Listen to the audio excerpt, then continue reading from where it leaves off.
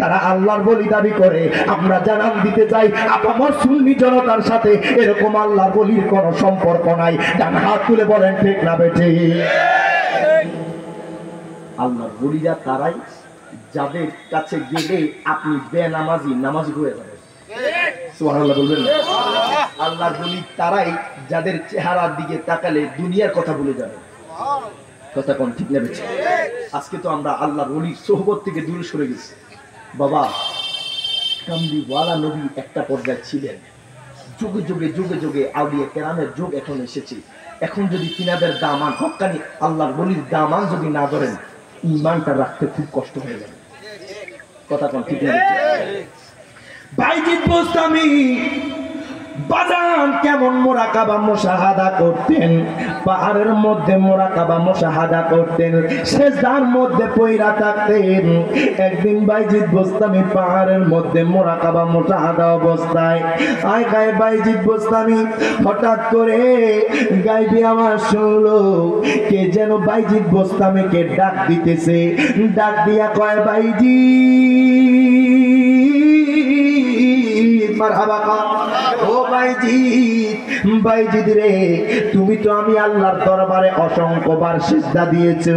ও বাইজিদ শোনো শোনো, আমি তোমাকে অর্ডার দিতেছি, তুমি আগামীকাল হিন্দুদের পোশাক পরবে, তুমি আগামীকাল হিন্দুদের লেবাস ধরবে।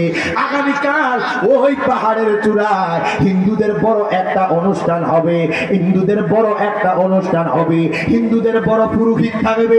তুমি সেই জায়গায় যাইবা, আর সেই জায়গায় গেলে আমি আল্লাহ একটা রহমতের ঘটনা ঘটাইব। জবান খুইলা বলা যাবে না আল্লাহু আকবার।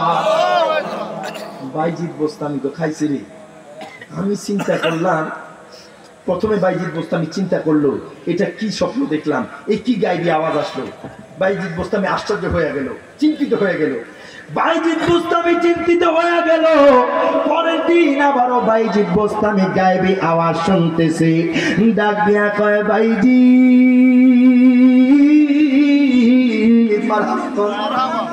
ও বাইজিদ, তুমি আগামীকাল হিন্দুদের মন্দিরের মধ্যে যাবে। ওই মন্দিরের মধ্যে যাইলে বাইজিদ বোস্তামি শোনো শোনো, আমি বললাম তুমি গেলে সেইখানে আমি আল্লাহ একটা রহমতের ঘটনা ঘটাই, একটা প্রেমের খেলা খেলবো।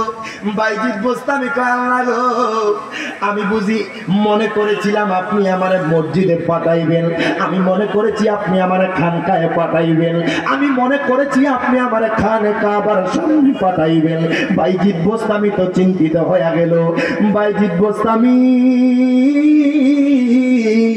আর দেরি করলো না বাজার। সকাল যখন হয়ে গেল, বাইজিদ বোস্তামি হিন্দুদের পোশাক পরলো, বাইজিদ বোস্তামি হিন্দুদের মতো ধুতি পরলো। বাইজিদ বোস্তামি হাঁটতে হাঁটতে হিন্দুদের বড় মন্দিরের কাছাকাছি চলে গেল। বাইজিদ বোস্তামি হাঁটতে হাঁটতে সব লেবাস চেঞ্জ করলো, দাড়ি, সুবহানাল্লাহ কইতেন না। বাইজিদ বোস্তামি যখন হিন্দুদের ওই যে বড় অনুষ্ঠানের গেট দিয়ে ঢুকবে, আয়গায় তখন হিন্দুদের বড় ঠাকুর স্টেজের মধ্যে উঠেছে। ওই বড় ঠাকুর ভাষণ দিবে সমস্ত সনাতন ধর্মী লোকদের উদ্দেশ্যে। এবার যখন মাইকের সামনে কথা বলবে, যখন বক্তব্য দিবে, হঠাৎ করে পুরোহিতের জবান বন্ধ হয়ে গেছে। বাইজিদ বোস্তামি বাজান রে, হাঁটতে হাঁটতে হাঁটতে হাঁটতে বাইজিদ বোস্তামি দুনিয়ার কারো কোনো নাম নেয় নাই। বাইজিদ বোস্তামি আমার আল্লাহর জিকির করতে করতে ঢুকতেছে।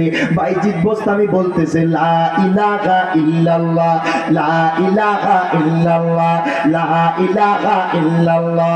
বাইজিদ বোস্তামি আমার আল্লাহর জিকির করতে করতে হিন্দুদের ওই বড় মন্দিরের মধ্যে চলে গেছে।